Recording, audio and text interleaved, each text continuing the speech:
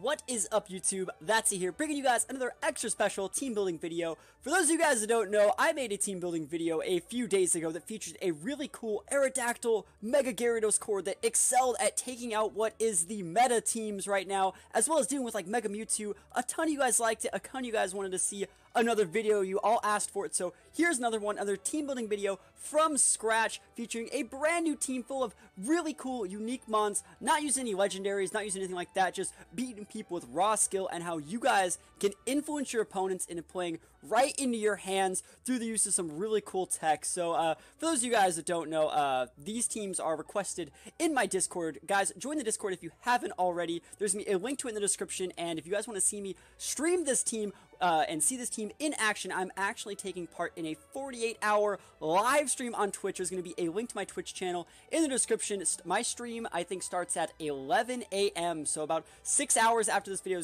goes live. I'll be streaming with this team. If you want to see it in action, that's the best place to check it out, or, you can always subscribe on YouTube to see the highlights, or check out the Discord. So without all of that, social media plugging out of the way, we're going to be talking about the team. So today we're going to be talking about flex picks, and what a flex pick is, and what a flex pick means for the format, and how to correctly build around a flex pick. So to start things off, we're going to be talking about Charizard. We're going to be building around Charizard today. So we're going to add Charizard to our party. We're going to place the Eevee right here, and what we're going to do is we're going to take a look at Charizard, and we're going to describe what a flex pick is. So you can see right off the bat, we're using a Hasty Nature Charizard, and you may be thinking, you're supposed to use Adamant, you're supposed to use Modest, you're supposed to use all these other type of Charizards that excel in one type of offensive coverage. You can go special attacks, go Charizard Y, you can go physical attacks, go Charizard X. What makes Charizard a flex pick is that he can do technically both. Now, for those of you guys who don't know, Eevee training isn't in this game. There's no way to min-max a certain stat. You currently just have access to, let's shake it and look at your stats. I have pretty decent Eevees here, but where's the actual stats? There we go. His attack stats are actually very comparable. Charizard has a higher base special attack than his attack, but once you go into Mega Charizard X, that's where you gain all that offensive physical attack boost. So I don't actually have to go Charizard X, I go Charizard Y, and that makes him a flex pick. He can be a physical or a special sweeper, because you cannot effectively min-max one of these stats to be much higher than either of them. They're both going to be technically the max they could ever be. The only thing Nature's ever add, guys, is a 10% change to your stats. That's it. They change 10%. Right now I'm Hasty Nature, which means I have a 10% boost to my speed and a 10% minus to my defensive stat. And the reason why I'm taking away that defense is so I can effectively use both my special attack and my attack stats to their fullest potential. So that makes Charizard a flex pick in... It gives him so many more options in other situations. It's the best way I can describe it. If you have any more questions, just leave them in the comments below. I'll do my best to answer it. But yeah, he's a Pokemon that can excel in both physical and special attacks. So in doing so, we're going to look at his moveset. He has Earthquake and Flare Blitz. Those are two physical attacks that work very well when you're in Charizard X. Remember, Charizard X goes Fire and Dragon, losing the flying typing in for dragon typing. Very defensive, very bulky. But I also have Fire Blast on here, and Fire Blast is great for Charizard Y, which is a special attacker who, unlike Charizard X, instead of getting that defense boost upon Mega Evolving, he's going to get a special defense boost upon Mega Evolving. So, very cool to see, have a Pokemon that can actually work in both physical and special situations. We also just have Roost, because you want to be able to restore some health. If you send Charizard out, you know they're going to switch. Let's say you send Charizard to fight a grass type, and they have Stealth Rocks up, and you take half. You could pop a Roost on the switch. You know they're going to switch, and to like a water type or something like that, you can go for a Roost instead to restore some of that health, just in case you have to switch again later. But Roost is just generally a pretty good option here. I feel that I actually think Charizard is probably the best legal Mega right now. Obviously, Mega Mewtwo is really good. Everyone's using Mega Mewtwo, but this Pokemon can actually trade pretty well with Mega Mewtwo if you have Stealth Rocks up. Flare Blitz is going to be able to do a ton of damage if you're in Charizard X mode, and I really do think that building a team around Charizard, if he's speed-natured exactly the way I have in here, building a team around Charizard is actually going to let you have a much higher ceiling of competitive play than building around something like Venusaur or Blastoise, because all those Pokemon are really one-dimensional. All those Pokemon are really good at doing one things, but what we're using with Charizard here is we're showcasing the versatility that brings to the table in being able to have a great speed tiering and be both a physical and a special sweeper. It gives you so many more options that we're going to elaborate on for the rest of this team. So we have Charizard in our team.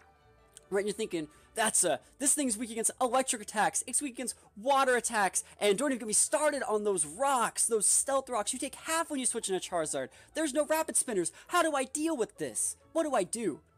And so I'm going to tell you what you do. The next Pokemon we're going to be adding to the team is actually going to be Electrode. And you may be thinking, Electrode? There's no Electrode. Electrode's not a Pokemon used in competitive play.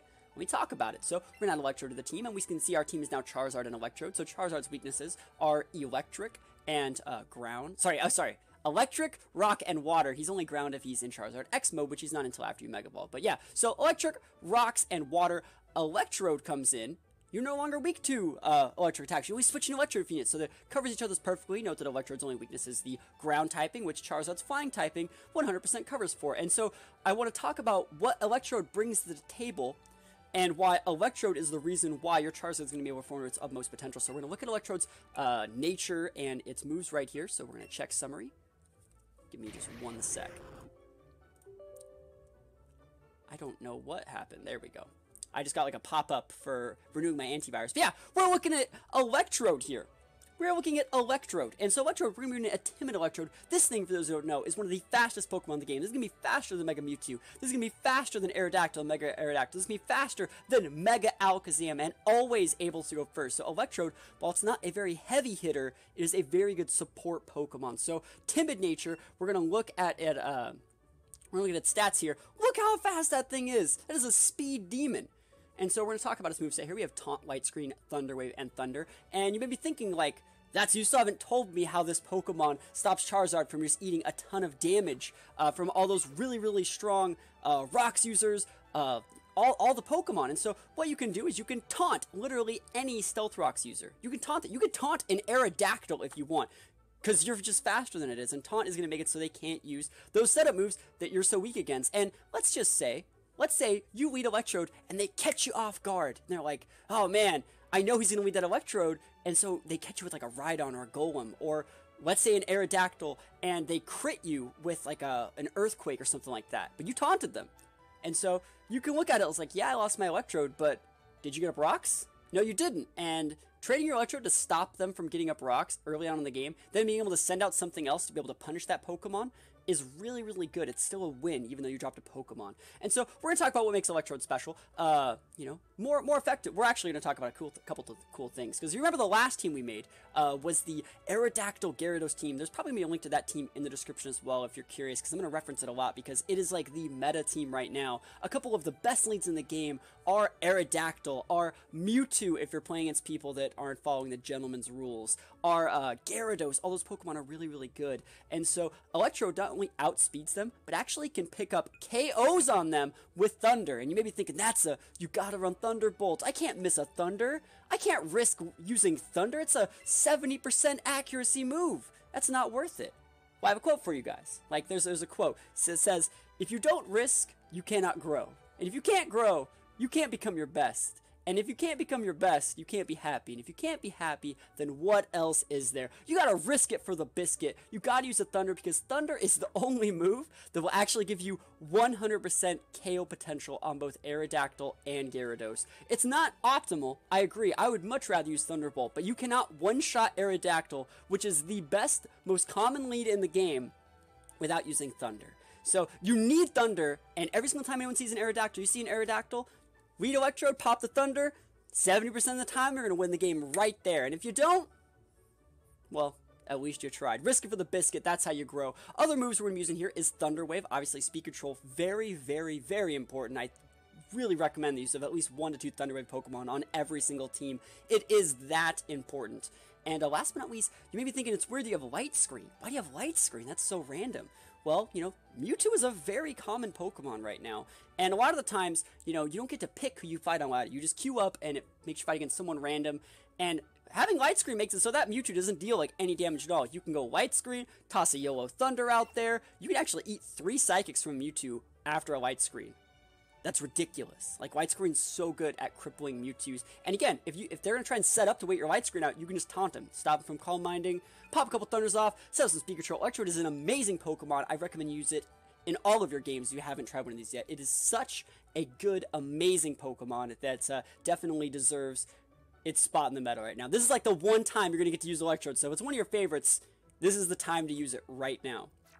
So the next Pokemon we're going to be looking at here. So let's look at our team. We have weaknesses to rocks, water, electric, ground. Man, it'd be really cool if there was like a Pokemon that had a good matchup against all of those types. Especially like the ground and the water and the electricity. Oh man, like the electricity. I mean, it'd be so nice if there was a Pokemon that just came in and destroyed all of those Pokemon, as well as beating Mewtwo. Sign me up for Parasect, guys. Parasect is going to be the next Pokemon on our team. Look at Parasect. Parasect brings a couple weaknesses like fire, a little bit of poison, a little bit of flying, but it beats all of those things. Like, water types don't want to come in on Parasect's grass typing. Electric attacks don't want to deal with anything on our grass typing. And note that we're a grass bug and not a grass poison. It's very important. Not being weak to Psychic means we can just lead versus Mewtwo, lead versus Mew, lead versus Alakazam, lead versus... Well, not really Gengar, but you get the idea. We can lead versus all of these Pokemon and not be afraid of getting one-shotted, because Parasect has that bulk that it needs to succeed, and it is going to set up. And it is a very unique Pokemon in the fact that it's it doesn't really... It's the only Pokemon in the game with Spore, and so it's a 100% chance to sleep your opponent. One last thing before we hop into the moveset is that, remember, Charizard X is weak to ground, Electrode's only weakness is ground, Parasect is a grass bug. It's going to definitely resist that ground to its fullest potential. So we're going to hop into this, and we're going to start checking out Parasect and what actually makes it special. So one thing about Parasect, we're going to see when we get into it, is that we're using a sassy nature. And for those of you guys who don't know, a sassy nature is going to boost your special defense while lowering your speed. And then as we go into the details, we also see that we have a speed reduced nature. So yeah, we have the speed reduced nature, but let's actually do this like here. The Parasect I'm using, I wish I had a couple more special D points, but note that we have the least amount of speed I could possibly get on one of these things. And you may be thinking, why are you running like so little speed? Don't you want to go first? You got to go fast. And especially in this game, in other forms, there's no trick room in this game. Why are you trying to be so slow? You should try and be fast. Like, why aren't you using, calm nature or modest, or not really modest, but, calm or careful or literally anything? Why are you taking away your speed?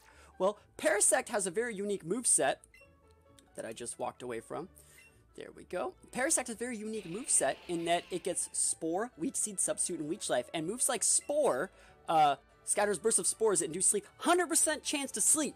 It's 100. You don't miss your sleep powders. This will put them to sleep. Parasect's the only Pokemon in the game that gets it. Substitute takes a fourth of your health, 25%, and makes a substitute that has that much health. And so with these two moves, what you want to do is you want to use them as late as possible in the turns. Sure, you could Spore them and effectively skip their turn if you were to Spore first, but if they can't really do that much against you, if they can't really one-shot you, what you want to do is let them hit you. You want to soak that damage. Use Spore. The way sleep turns work, you guys have probably heard me say this a bunch of times. The first turn that you are put to sleep, you have to be asleep. And if you're put to sleep after you've already attacked, you haven't even started to activate those sleep turns. So what you can effectively do is soak a hit, set up a Spore. That next turn, they have to be asleep. Either they're switching or they're staying asleep. It's guaranteed. You can take that turn to set up a substitute, a Leech Seed, or even go for a Leech Life and try to actually restore some more health. Same thing with Sub. Soak a hit, set up a sub. Either they try and break your sub, if they try and break the sub, they're opening themselves up to eating a Spore or a Leech Seed. So with this type of Pokemon, you want to go last as often as possible. It has great bulk, it has decent attack. Leech Life actually isn't like terrible. Like, you can see this Parasect, its attack stat isn't even terrible. And remember, against like Mewtwo, against other really popular psychic types like Mewtwo and Alakazam and Mew, this is going to deal a ton of damage. It's a stabbed 80 base power Leech Life. You're more often than not going to get a one-hit KO from this Leech Life. And remember, Leech Life restores half of the HP that you deal. So it's just a full heal if they have a psychic type. It's an amazing move. Also, Leech Life sets you apart if you're fighting against other grass types. Bug is super effective against grass, so you're going to be able to hit those Tangulas and those other Pokemon for super effective, like, you're going to hit Tangulas and Exegutors and stuff for super effective damage. It's so good. This is the perfect example of the classic Subseeder with the use of Spore. I think this Pokemon is so much better than something like Venusaur. For those of you who are saying, like, you could just use Venusaur, sure, but remember, Venusaur has that huge weakness to Psychic, and since Psychics are the best type in the game, this Pokemon is the perfect counter to those Psychic types. So hopefully you guys like Parasect. Sure, it's bringing to the table a couple weaknesses. We have, like, Ice, poison and fire, respectively, like all those things, and a little bit of rock, you know, just a little bit, because Bug is still weak, so we're going a little bit weak to rock, but, you know, it's okay. We have a bunch of stuff to get around this. Yeah, we have a couple really common weaknesses now in rock. Charizard is neutral to ice. What is it? Let's see. It's a good thing we have Charizard to resist that fire, but as we build the team, as we start adding more Pokemon, you're going to see that Parasect's weaknesses are completely covered by the rest of the team. And remember, guys, this game, the Let's Go games, aren't really about, you know, outplaying your Pokemon in game. It's not about reading your switches, setting up, and doing all those other things that you would normally attribute with playing a competitive Pokemon game. The Let's Go games are more about building a correct team core that lets you handle every single situation. It's building a very safe team, and if you can do that, you're gonna be great. The better your team is built, the more you can just let the team itself carry you to victory. So the next Pokemon we're gonna be adding to the team, it actually is gonna look really weird, and I swear to you, it's good. The next Pokemon, you guys are not gonna know.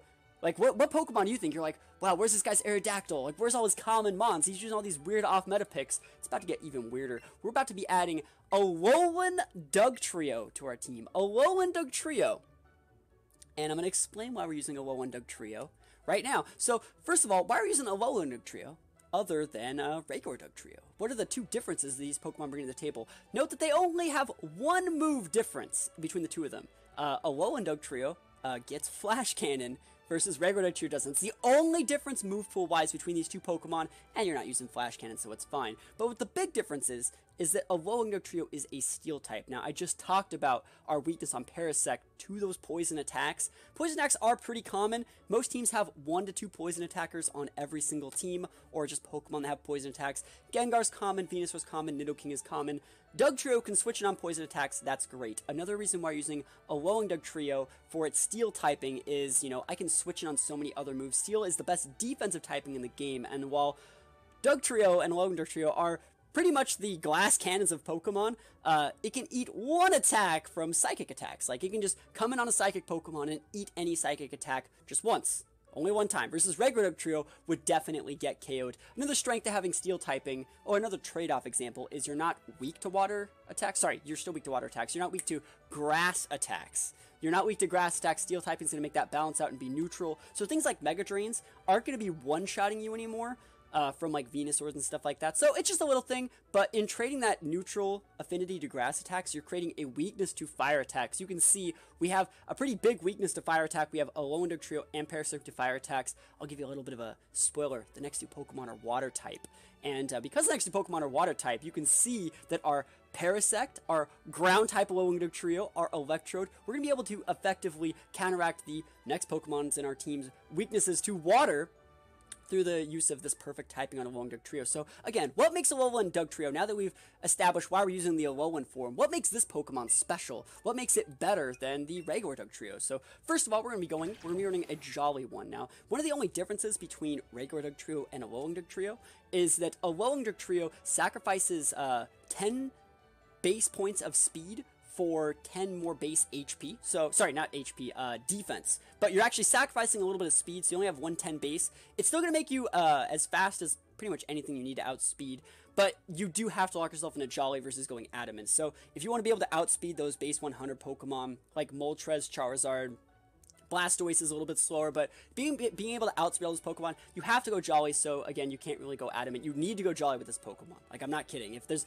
anything you gain from this, you gotta go Jolly on Alolan Dugtrio. Regular Dugtrio can get away with being Adamant, but Alolan Dugtrio has to be Jolly.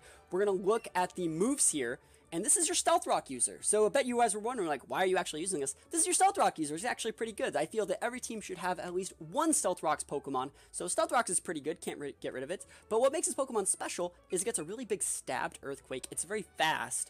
It can come in and rock slide things that are flying types, like Charizards, like Moltres, Zapdos, all those things. But also gets Sucker Punch. It's a priority move. It's a dark attack, and it's gonna work every single time if they're using an attacking move. So if they're using like a Calm Mind, this is going to fail. But if they're using a Psychic or something like that, it's going to work. So what you can do is, if there's any time you're playing in someone and you feel that you're a better player than them and they're like a newer player, they're using like a Mewtwo, for example, you can wait Dugtrio. What's going to happen is they're going to be going first, obviously, because Mewtwo is much faster than Dugtrio because it's a super uber. You could pop an Earthquake. Sorry, what's going to happen is they're going to Psychic your Dugtrio, or Calm Mind, probably Psychic. They're going to Psychic you. They're going to knock you down about 30%. You're going to Earthquake them to about 60%. And then after that, they're going to Psychic you again and be like, haha, I'm safe, and you will be using Sucker Punch, which is a priority dark move, super effective against the Mewtwo, and you're going to finish them off. So that's going to work almost every time. You also have the options for Stealth Rock. What you can do is they clock you with Psychic, you set up Stealth Rocks, they're going to go finish you off, and you set a Sucker Punch, take out half their HP. It's actually pretty good. So you effectively got Stealth Rocks up, took them off, and you're setting up for your other Pokemon on your team, like your Electrode, to come in and just finish them off. And Dugtrio is a great example of like a suicide lead, or a different type of Pokemon that can come in and revenge KO Pokemon. So you don't have to lead with this. I'm not saying this team has a generated lead, but a well-timed Alolan Dugtrio is very, very beneficial, and his typing is just perfect for covering the few weaknesses that we've created in our team building, because I've talked about this before, but every single Pokemon has value. It's just a matter of how much value they add to the team. And so since we're building around Charizard and Electrode, these Pokemon really balance it out. We're creating a little bit of a weakness to ground attacks. Alolan Dugtrio has weaknesses like fire, water, ground, and stuff like that. But remember, we have a flying type technically until he Mega Evolves, and we have like a bug grass. So we have a lot of Pokemon that can mitigate a bunch of that damage. We're going to start looking at the next Pokemon in the team. And it's actually going to be... This is probably the most boring Pokemon on the team. We're just going to add a Starmie. So, what does Starmie bring to the table that actually adds here? Again, it's a very fast Pokemon. We're going to be using a Modest Starmie. I'll get into that in just a second. But let's look at the team so far. Starmie is another Psychic type because, again, I feel Psychic type is the best typing in the game. And all the Psychic types in general are really good. So you need a little bit more Psychic resistance, and that's why we're using Starmie over something else like a Blastoise or some other water type, just pure water type, because I feel that Starmie can come in and it can technically switch in on a Psychic attack, or it can trade with Psychic attackers a little bit better because, it has a Psychic resistance right there. But Starmie's really, really fast, and after you set up Stealth Rocks with Dugtrio, if you're using a Modest Starmie like we are using here, if you're using a super effective attack, it can actually pick up KOs on a lot of Pokemon. So we're going to go into the Starmie, and we're going to talk about it. For those who don't know, Starmie's just really good. If you need like a standard special attacker, sweeper, revenge KO, mid-game user Pokemon, this Pokemon's Pokemon for you. We're using a Modest Starmie, and again, we have Scald. You can actually use Hudge Pump if you want. I personally like Scald. Psychic is a secondary stab move, very, very good. Ice Beam's good against Dragonites and grass types and stuff like that, and Thunderbolt is good against those Gyarados and those Aerodactyls and everything like that. If you were to cut one move on Starmie, I would probably cut the Thunderbolt for Thunder Wave. It gives you a little bit more versatility, but remember, we're already using Electrode, so we don't need a second Thunder Wave user as much as we could. But if you want to play a little bit more defensive, you can cut Thunderbolt for Thunder Wave if you really wanted to, or screens and stuff like that. Starmie's a very, very good Pokemon. It's very, very fast. It's just strong enough to get those KOs if you're using super effective moves. But again, this is a glass cannon. You have to be very safe with it. You can't just throw Starmie out and use a move and lose it for nothing. You have to trade at least 1-for-1 with this Pokemon if you actually want to get any value. So Starmie, I might be able to pick a better Pokemon for this team, but again, looking at what we have weaknesses to, it totally works. Like, so Electro, for example, is weak against, like, ground. Starmie can come in, use those stabbed water attacks on those ground types. Parasect, for example, weak against fire. Starmie, super effective against those fire types. We have a couple weaknesses to rock, Parasect, Charizard. Again, Starmie's faster, has the Ice Beam, has the Scald, really covers for a lot of the weaknesses. And it makes these, what it does is it creates a situation in where we have a few common weaknesses, right? And Starmie just being in the team says, like, you can't do that. Can't let you do that, Star Fox. If you want to think about leading with X, Y, or Z Pokemon to deal with any one of my common Pokemon, you're going to have to respect my Starmie and know that I can pop you in the face with a super effective move at any time. So Starmie's pretty good, has good defensive typing while balancing out a really offensive moveset. And so the last Pokemon on the team, we're finally to the last Pokemon on the team. I said it was going to be a water type. But I wonder if you guys expect it to be this water type, because up until this point, we don't really have any setup Pokemon. We have Parasect, but it's not really a setup mon, it's more of just like a sticky mon that can stay on the board. So we need one Pokemon that can kind of set up and put us in a winning position if we're behind, or if we're ahead, we can become even more ahead, because there's a few ways to play Pokemon, there's a few ways to play competitive turn-based games like this, and one of the ways is, if you are ahead, what you want to do is, instead of like saying, all right, I'm significantly ahead all I gotta do is just play safe and I'll win. No.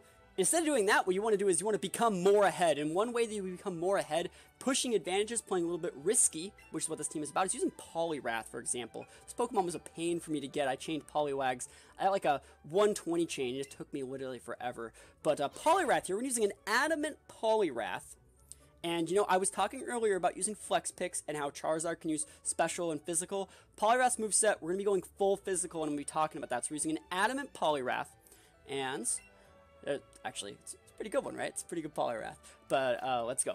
Here we go. Our moveset. Hypnosis, Bulk Up, Super Power, Waterfall. Hypnosis, not an amazing move. But hear me out. Sleep is so broken if used correctly in this format. Only a 60% chance to get it. But remember, risking it for the biscuit. If you don't risk, you cannot grow. If you can't grow, you can't become your best. If you can't become your best, you can't be happy. And if you can't be happy, then what else is there? Risking it is what this team is about. High rolling into, you know, just making your opponent just salt and rage quit. So Hypnosis, you're not always going to have to use it, but it's nice to have if your back is to the wall. The cool thing about Poliwrath here, look at its stats. Very high attack, high enough speed, good defense and specialty. His Pokemon is extra thick in all the defenses, and one bulk up, a well-timed bulk up, gives you a 1 attack boost and defense. It's gonna let Poliwrath become the type of Pokemon that one-shots everything after one bulk up. Like Stealth Rock's damage and a bulk up, you're gonna one-shot literally every Pokemon, and you're bulky enough to like take a hit from them and reply back with a 1-hit KO. Superpower, really good. Remember, we're stabbing both of these attacks, so we're going to get the same type of attack boost of 1.5 onto a 120 base. Super strong. You could replace Superpower for Low Kick if you want, but I wouldn't recommend it. None of the Pokemon in this format are really heavy enough to make Low Kick a good option. And the Waterfall is just a standard move. 80 base power, 30% chance to flinch. Very, very good. Poliwrath is a really unique Pokemon in that you're probably supposed to use like Gyarados or something like that, but you know, we're actually going to go back and we're going to look at the team. And I'm going to talk about one of the reasons why I've picked all of these Pokemon. Now that you can see all of them, one of the reasons why I picked all of these Pokemon is, remember, we started building around Charizard. And remember, Charizard's really weak to rocks. And our whole team excels at stopping Stealth Rocks. You know, Electrode can taunt them. Parasect can put them to sleep. Dugtrio can set up rocks of its own. Or, like, Earthquake Stab can, like, KO certain Stealth Rocks users. Starmie, you know, faster than most of them as well, can KO them. Again, Poliwrath can stop any Rhydon or something like that. We excel at stopping Stealth Rocks, but let's say Stealth Rocks are going to get up. Not everyone's going to leave their Stealth Rocks, which I do not recommend. Like, you shouldn't always just leave with your Stealth Rocks, Mon. If you're doing that, that's a bad habit. You should use Stealth Rocks during the mid-game when your opponent can't stop it. Just leading with your Stealth Rocks users is extremely predictable. It forces you into a really one-dimensional playstyle that is really punishable, which is why teams like this work, is because people are so predictable. But yeah, Stealth Rocks are going to get up. It's part of the game. And since you can't get rid of them, what you want to do is you want to mitigate that damage as much as possible. Charizard and Parasect are weak to rocks, but the rest of my Pokemon either resist it or don't take like any damage from it at all, or neutral damage. Like Dugtrio and Poliwrath both resist it, and that's pretty good. That's like pretty good. And so I really just think that Poliwrath is a really unique Pokemon. Sure, it's not that great versus things like Venusaur, but you know, look at the rest of our team. We have Charizard. We have Starmie, who has the psychic attacks. We have Dugtrio, who gets, you know, good enough attacks. And I think we're okay. Venusaur is a Pokemon that might be a problem for this team, but Poliwrath's a really unique Pokemon. And remember, when you build a team, you want to have like a situation where you bait your opponent into doing certain things. What this team screams is, you could bring your Aerodactyl and set up rocks. You could bring your Mewtwo and sweep us. You could bring your XYZ whatever Pokemon and start tearing us up. And so what we do is, since we've baited that, we can use Electrode to pretty much stop any momentum. Stop them from setting up, stop them from anything, set up screens, set up thunder waves, cripple what they're trying to sweep us with, and then we safely come in with like Parasect and start setting up, Charizard start bulking things out, Poliwrath fish for those really big KOs, and then we have Starmie and Dugtrio to pretty much play clean up after you've initially stopped their initial push. So again, hopefully you guys like this type of video. I know the very first video I made on team building did very, very well, but what I didn't do in that video was talk about nature, which I feel I covered in this one. To my best potential, and I didn't really play any games with it because, again, with that team, I still don't have those Pokemon in game. These ones are 100% competitive. These are ready to go, and I will be streaming with this team today on my Twitch channel, which will, again, be in a link in the description. Do me a favor, check out the Twitch channel, drop a follow on there so you guys can actually see when I go live every single day. We stream every single day on Twitch. So, guys, thank you for watching. If you have any more questions, please leave a comment below. Hit me up in the Discord. There's another link to that in the description. And other than that, thank you for watching, and let me know what Pokemon you want to see me build around next, and I'll do my best to facilitate you guys. Thank you guys for watching, and I'll see you guys next time. Peace out.